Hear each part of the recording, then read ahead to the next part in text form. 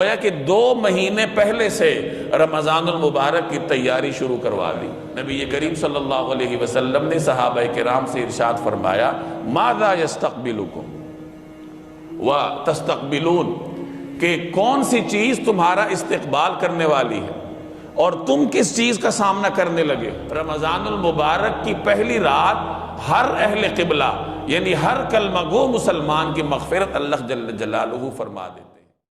جناب نبی کریم صلی اللہ علیہ وسلم کی حیات طیبہ کا اگر آپ جائزہ لیں تو آپ کو نظر آئے گا کہ نبی کریم صلی اللہ علیہ وسلم رمضان المبارک کی تیاری پہلے سے شروع فرما دیا کرتے تھے، اور صحابہ کرام کو رمضان المبارک کی تیاری کی ترغیب بھی زبانی طور پر دیا کرتے تھے۔ چنانچہ ایک روایت حدیث کی کتابوں میں موجود ہے کہ جب رجب کا چاند طلوع ہوا تو آپ صلی اللہ علیہ وسلم نے صحابہ کرام کو یہ دعا سکھائی، اللہم بارک لنا فی رجب و شعبان وبلغنا رمضان، کہ یا اللہ ہمارے رجب اور شعبان کو بابرکت بنائیے اور ہمیں رمضان تک پہنچا دیجئے۔ گویا کہ 2 مہینے پہلے سے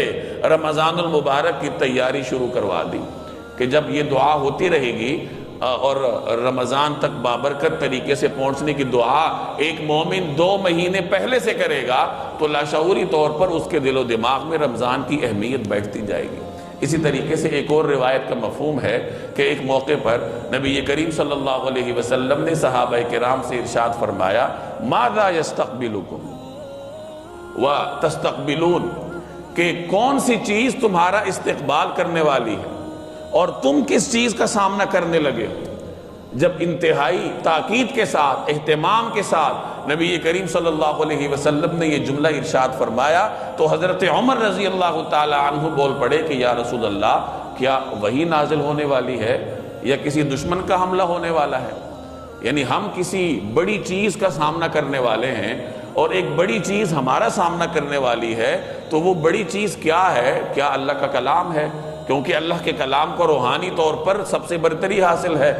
اور یا پھر کوئی بڑا دشمن حملہ کرنے والا ہے کہ ہمیں حصی طور پر اس کی تیاری کرنی پڑے، تو کیا کوئی وحی نازل ہونے والی ہے یا دشمن حملہ کرنے لگا ہے؟ تو آپ صلی اللہ علیہ وسلم نے فرمایا کہ ان اللہ یغفر،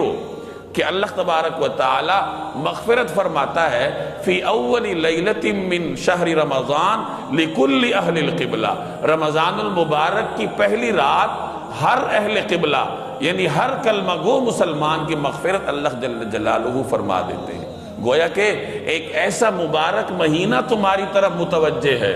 اور تم ایسے مبارک مہینے میں داخل ہونے والے ہو جس کی برکتوں کا اندازہ اسی بات سے لگائیے کہ اس کے پہلے مرحلے میں، اس کی پہلی رات میں ہی اللہ تبارک و تعالی ہر کلمہ گو مسلمان کی مغفرت فرما دیتے ہیں۔ تو جب پہلی رات میں اللہ جل جلالہ کی مغفرت اور اللہ کی رحمتوں کا یہ عالم ہے، تو جیسے جیسے رمضان آگے بڑھتا جائے گا، آخری عشرہ آئے گا، طاق راتیں آئیں گی، پھر اللہ تبارک و تعالیٰ کی رحمتوں کا کیا عالم ہوگا انسان تصور بھی نہیں کر سکتا۔ تو اس طریقے سے زبانی طور پر نبی کریم صلی اللہ علیہ وسلم نے صحابہ کرام کو رمضان المبارک کی طرف متوجہ فرمایا، اور بعض حدیث کی کتابوں میں شعبان کے آخری دن نبی کریم صلی اللہ علیہ وسلم کا ایک خطبہ بھی منقول ہے جو حضرت سلمان فارسی رضی اللہ تعالی عنہ نے نقل فرمایا کہ اے لوگو، تم پر ایک بڑا عظیم مہینہ سایہ فگن ہونے لگا ہے، اور تفصیلی روایت ہے جس میں رمضان المبارک کے مختلف فضائل